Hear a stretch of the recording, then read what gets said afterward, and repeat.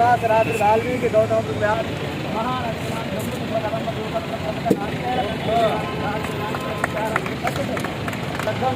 नारिकेल पूजा परमेजा फलाभिज्ञा फलापुष्पाया च पुष्पणे विवाह परिसमोदास्तानो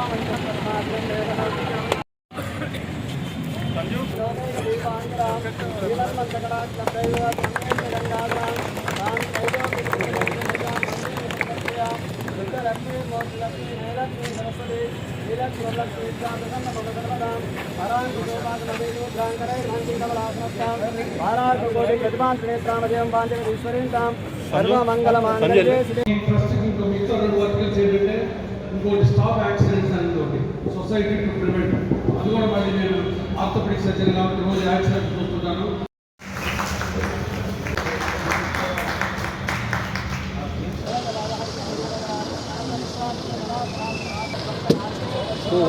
ఇవన్నీ వస్తాయన్న బిట్టి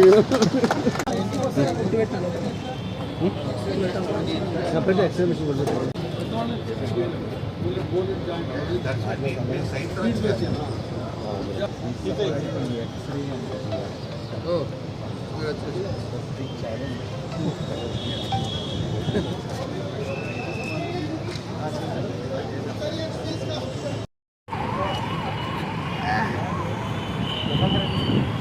పేరు పెట్టినాను నా వైపు తీసారా send it to us later.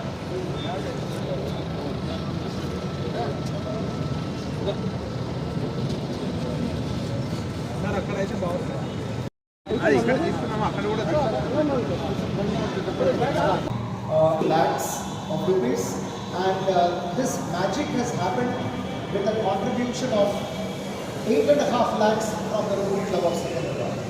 How does the remaining money come? Balance comes from a foreign.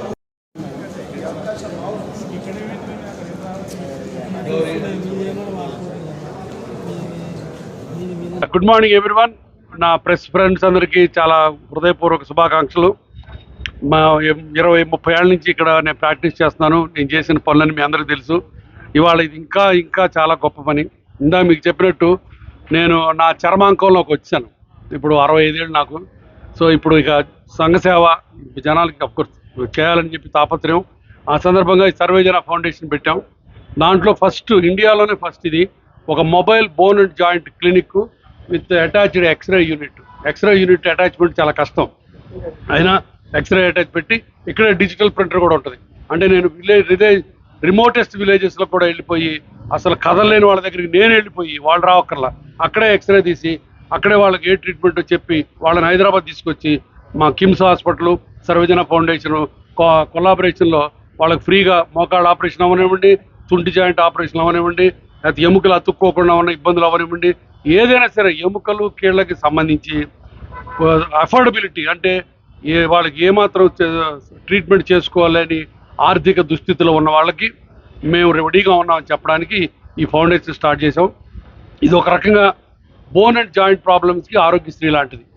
కానీ దీంట్లో మీ అందరి సహాయం ఏంటంటే నాకు కరెక్ట్గా బ్రెడ్ ఎర్నర్ అంటే ఒక కుటుంబంలో వనరులు తీసుకొచ్చే వ్యక్తి ఒక్కోసారి యాక్సిడెంట్లు అయిపోయి పాపం ఇన్ఫెక్షన్స్ వచ్చి నాన్ యూనిట్స్ వచ్చి ఆరోగ్యశ్రీలో కూడా ఎలిజిబిలిటీ లేకుండా పాపం చాలామంది ఉంటారు. నేను రోజు మా ఓపీడీలో చూస్తుంటాను.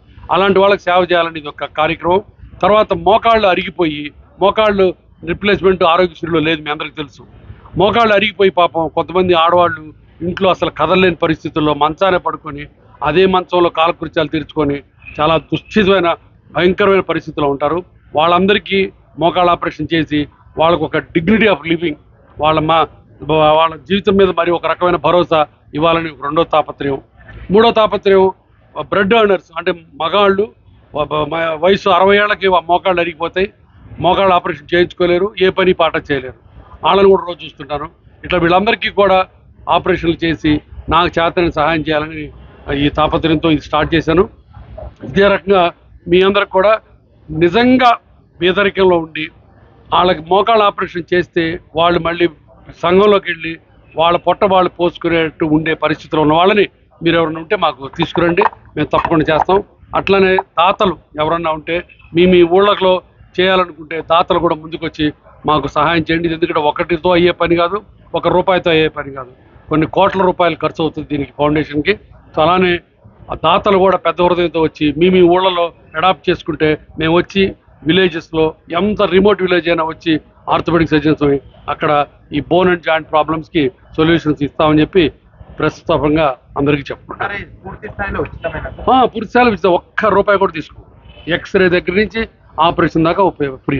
సార్ ఇది కాకపోతే ఎవరికి చేయాలి అన్నది ముఖ్యం, అది చాలా ఇంపార్టెంట్ పాయింట్. సార్ దీని స్పెసిఫిక్ ఏమైనా డేస్ అంటే ఏమైనా పెట్టారు సార్? డేస్ అంటే ఇంకా లేదు డేస్ లేదు. ఇప్పుడు ఎందుకంటే ఇప్పుడే మొదలెట్టాం. ఇది ప్రతి నెల ప్రతి వీకెండ్ వెళ్ళటానికి కుదరదు, మాకు డాక్టర్స్ కూడా కావాలి. ఆ డాక్టర్స్ని బట్టి తర్వాత టైం టేబుల్ ఆగేసి కొన్ని విలేజెస్లోకి వెళ్తాం. ఆ ఏ విలేజ్లోకి వెళ్తామని కూడా తర్వాత ప్రెస్లో ఇది ఇస్తాం. దాన్ని బట్టి వాళ్ళందరూ అక్కడికి వస్తే ఒకరు క్యాంప్లాగా చూసి ఓన్లీ బోన్ అండ్ జాయింట్, వేరే ప్రాబ్లమ్స్ మేము చూడం. మళ్ళీ ఇప్పుడు ఏదో హెల్త్ క్యాంప్ అని చెప్పి తలనొప్పులు సార్ మాకు పొట్ల నొప్పులు వస్తే అవి చూడం. మేము ఓన్లీ చూసేది ఎముకలు కీళ్ళ గురించి. సార్ ఇప్పుడు ఆ పేషెంట్ ఐడెంటిఫికేషన్ చేసి బిలో పవర్టీకి సంబంధించినటువంటి ఎవిడెన్సెస్ ఏమైనా కావాలి? కావాలండి, డెఫినెట్గా. అదే చాలా కష్టమైన పని, అది చాలా క్లిష్టమైన పని. ఎందుకంటే జెన్యున్గా పేదవాళ్ళకే చేయాలి. పేదవాళ్ళ ముసుగులో ఉన్న డబ్బులు ఉన్న వాళ్ళకి నేను చేయదలుచుకోవాలి. మళ్ళీ ఎందుకంటే డబ్బులు వేస్ట్ అయిపోయినట్టు అంతే కదా. సో కాబట్టి ఆ నిజమైన పేదవాళ్ళకి కనిపెట్టడం క్లిష్టమైన పని, అది చూస్తున్నాం. దానికి బోల్డ్ అంతమందిని సోషల్ సర్వీస్ వర్కర్స్ని అడాప్ట్ చేసుకుంటున్నాం, కొంతమంది ఉద్యోగాల్లో పెట్టుకున్నాం. వాళ్ళు వెళ్ళి వాళ్ళ పరిస్థితులు చూసి, ఇప్పుడు మీరు ఒక పేషెంట్ చెప్తే ఆ పేషెంట్ ఊరికి వెళ్ళి అక్కడ పరిస్థితులు చూసి వాళ్ళ పిల్లల సంగతులు అన్నీ చూసి నిజంగా జెన్యున్గా వీళ్ళకి అవసరం ఉంటే అప్పుడు చేస్తాం. అన్ని చేయలేరు బాబు, ఎక్కడ చేస్తాం. మరి కొన్ని విలేజెస్ చూస్తాం గ్రాడ్యువల్గా. ఎంత మీ అందరు ఆశీర్వచనాలు ఉంటే ఇలాంటి వేలు 10 వేలు కొన్నా పనులు అవుతాయి. అంతే, బిలో పవర్టీ లైన్ ఉండి వాళ్ళు సంఘంలో ఉండి మళ్ళీ వాళ్ళ పొట్ట వాళ్ళు పోసుకోగలరు, వాళ్ళ కుటుంబాన్ని వాళ్ళు పోషించుకోగలరు, వాళ్ళ కాళ్ళ మీద వాళ్ళు నిలబడితే చేసుకోగలరు అనేది ముఖ్యం. ఎందుకంటే ఇప్పుడు ఏ పని చేయాలన్నా కాళ్ళ మీద నిలబడాలి కదా. కాళ్ళ మీద నిలబడలేనప్పుడు ఏం చేయలేము. సో అందుకని ముఖ్యమైన అది సంగతి. బతకడానికి గుండె ఎంత ముఖ్యమో